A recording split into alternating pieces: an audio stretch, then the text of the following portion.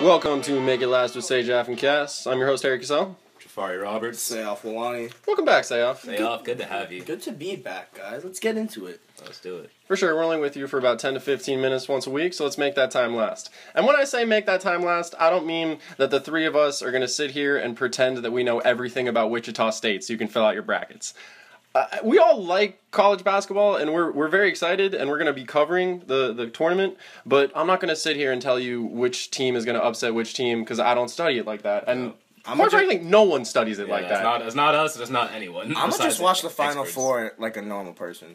I actually filled out my bracket today. You guys fill out a bracket? I filled out a bracket, yeah. I have all number 2 seeds in the Final Four, so for all our fans in Louisville, you're welcome.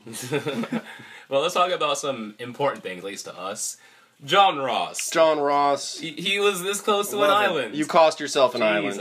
If you weren't watching last week, we went over how Adidas said if anyone wore their gear at the NFL Combine and broke the 40-yard dash record of 4.24 seconds, they would give them an island. An island. John Ross goes there, beats the record. In Nikes. In Nike gear. Like, you could have had an island. Could have had an island. Braun probably just gave him a dap and said, yo, we're Nikes. Like, come on. Well, you know what was in that dap? An island. There's no island there, bro. I'm okay. I've seen Castaway. I don't want I'll take the Castaway Island. Adidas, if you would like to send me the Castaway Island, I'll wear Adidas boosts. I'll wear Yeezys. I'll wear the white on black shirt that's for some reason $40. I'll do whatever you want, Adidas. Dude, shoot, they can give me the island from Lost.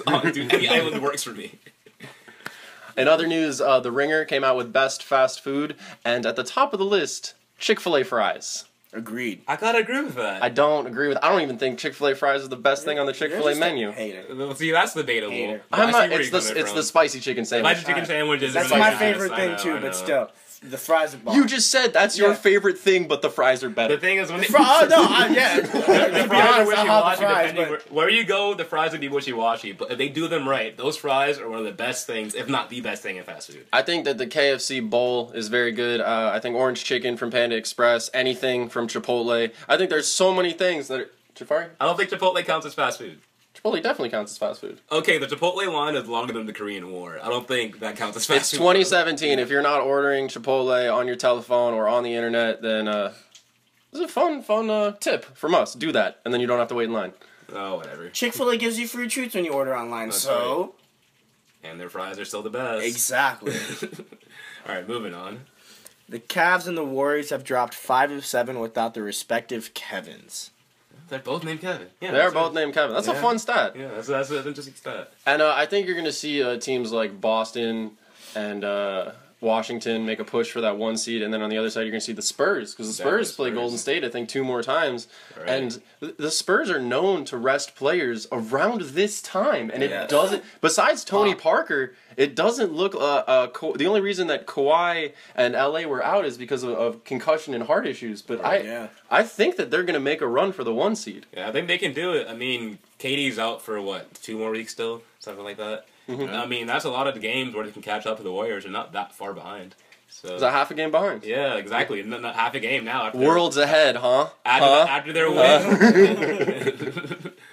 While we're on that, the Warriors played them over the weekend, right? The Warriors played them over the weekend, and if you watched ESPN last week, you know that, because it's all they hyped. If you watched First Take, if you watched Jalen and Jacoby, it doesn't matter what you were watching, everyone was hyping it. And sat out from that game was Steph Curry, Klay Thompson, Andre Iguodala, Draymond Green, Kevin Durant, Kawhi Leonard, LaMarcus Aldridge, and Tony Parker. So many people sat out. Exactly.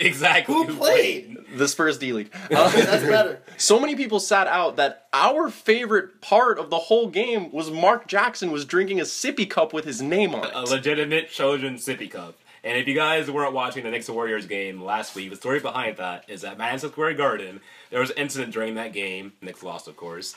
But a lot of their front row had their drinks knocked over by a ball that went into the stands. So Jeff Van Gundy made a blatant statement that everyone in the front row needs to have a sippy cup. Rightfully so. Rightfully so. And then hashtag give Lil Wayne a sippy cup. It makes the Don't game ask what's in this cup better. either. So Jeff Van Gundy literally goes and gets Mark Jackson his own sippy cup with his name on it. And for those of you that don't know, Mark Jackson is the old coach of the Golden State Warriors. And Jeff Van Gundy is an analyst that looks like someone shaved half of Beaker the Muppet's head. Yeah, right. Lay off my man Jeff Van Gundy. Right? He was a Knicks coach when the Knicks were the best. Say off, put that on the Twitter poll. So we have a Twitter now. You can We follow, do have a Twitter. You can Go follow follow us it. at Say Jaf Kas. Does Jeff Van Gundy look like Beaker from the Muppets? At least 3 of those votes I'm will be voting yes. Yeah, I'm voting You yes. can guess those 3. So while we're on the Warriors first, can we talk about what Iguodala said the night before that game? 2/3 of us can't. Nope, I not guess at I all. can. What did Iguodala say? So when being asked if he knew that pretty much this whole team would be sitting out against the Spurs, Iguodala replied, "I don't know. I just do what masters say." And then followed up to use the N word multiple times in that interview off camera. Someone talk it out. So, Iguodala, all I have to say is, I love you, man. Because if Harry tells me something to do or say in the show, I'm just gonna say, you know what? I do what masters say. You got it, bro. That's what you go to. Oh my god. Last week, Jafari and I were talking about Get Out, and while I was on spring break, I got the Sounds like opportunity. Iguodala I got the opportunity to see Get Out. Get Out is incredible. It's hard for me to say much about Get Out without giving away what it's actually about. So I'll just say it was very good. And Peele, the director, is going to make 5 more socially conscious horror movies within the next couple of years.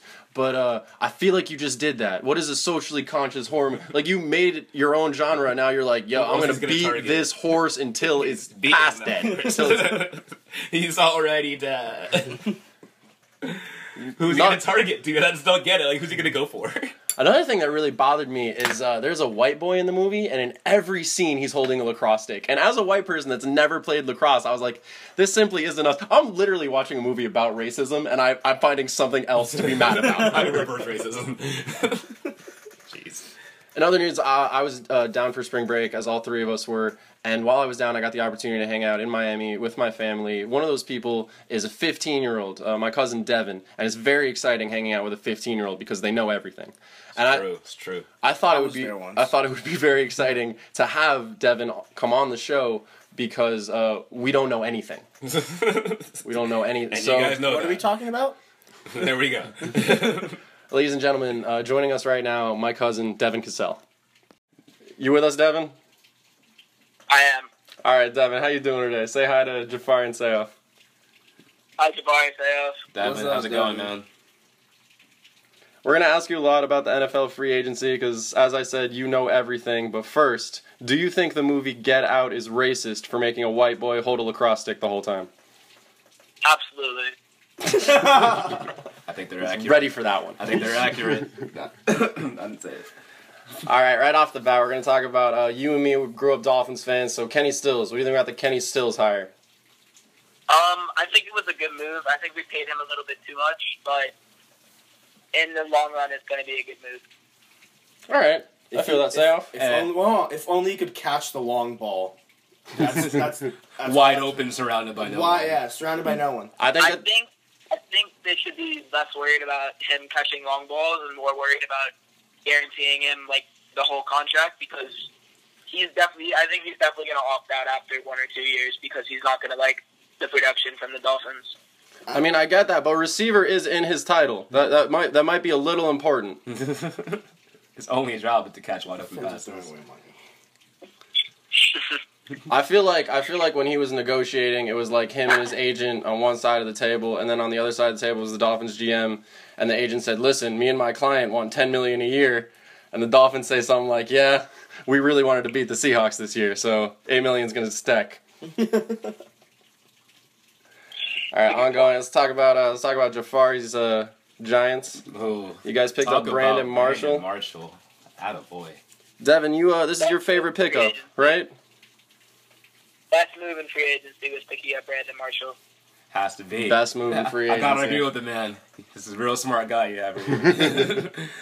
Real talented young man. That is that the receiving core of Brandon Marshall mixed with Odell Beckham and Sterling Shepard, the rookie from last year. I think they look very strong. I think they look very good, and I think it's. I think they're locked for the playoffs because of it. I think they're definitely locked for the playoffs, which is exciting because Brandon Marshall has never made the playoffs. We take it in there, baby. And now, unless he brings you, he's making the playoffs, and all they need is a wink deal from Adrian Peterson. That's a maybe too. And they're possibly going to win the Super Bowl. He said we're making interesting moves. Who's getting Adrian Peterson? The Seahawks. There's no way. It can't happen. The know-it-all just is here to upset Jafari. I mean, I did read yesterday that he was going to Seattle to be scouted and whatnot, but come on, we dropped both our running backs. Are you going to believe everything you read? No, this is faith. This is a football. I have a lot of faith in this AP move, dude. We dropped both our running backs, and he tweeted that we're making interesting moves.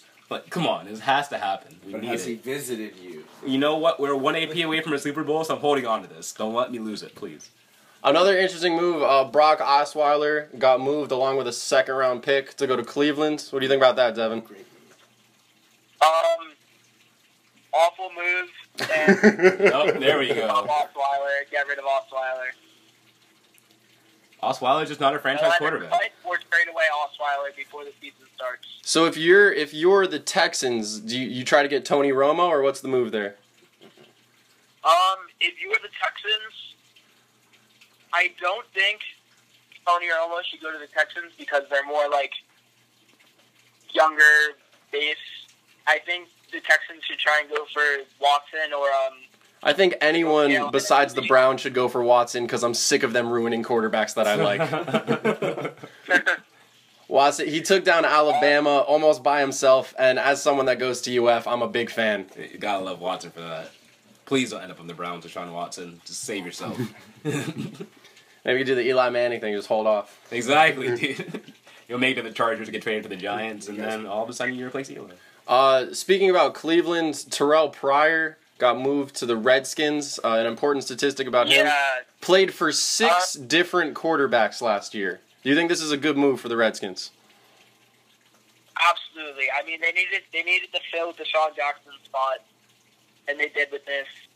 And as long as Kirk stays in Washington, which I think he will, it's going to be a good move. It's going to be a good move. I have to agree there. Basically, they get rid of Deshaun Jackson, they get a younger, perhaps equally as fast and taller receiver. So I can't knock that. I'm as a division rival, I'm pretty scared of that one. And we're going to, I mean, from a football standpoint, this is probably my favorite pickup, but as a Dolphins fan, this is my least favorite pickup. This makes it harder for us. Brandon Cooks is now on the Patriots. You know, Bill Belichick, one black person at a time. Mark Tellis Bennett out the door. Brandon Cooks in. Meanwhile, everyone else is still white. What do you think of this move? Bad pickup. That is everything we say. Bad pickup. No, I gotta like this one because Gronk's gonna come back next year, obviously. He'll be healthy. Now you have a bona fide speedster in that offense. Hogan's already a speedster. Edelman possessing receiver. Brady has targets again. And last time Brady had like legitimate targets was like Moss days. Hogan is also known for always holding a lacrosse stick. I think he's that guy from Get I think Out. every white guy's ever is always known for holding a lacrosse stick. Devin, when was the last time? Devin, when was the last time you were holding a lacrosse stick? About an hour ago. Well, there you go. There you go. Jury's out. Jury's out. Rest my case. And that, ladies and gentlemen, is my know-it-all cousin, Devin Ross. You want to leave us with anything? Any Final Four predictions? Duke will win the 27th. Duke will win in 20 seconds. Heard it here first. And I beat my older cousin Harry in fantasy football. For sure. Thank you so much, Devin. Thank you. You lost to him in fantasy? Well, he knows everything. Yeah, I forgot. Devin is smart Alec, man. He knows everything. He's a cool kid. We didn't tell him what we were going to be talking about, and he was still more prepared than Say Jaf. Which still isn't that hard, but still impressive. Good job, Devin. Alright, that's our show for today. If you guys like it, subscribe to our YouTube page. Go on our Twitter at Say Jaf and Kas. Definitely vote on that poll. For those of you that don't know Beaker, he's the Muppet that says meep. The meep, yeah.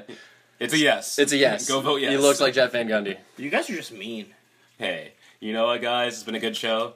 I think you wrap it up right here. I love you guys. Have a good one.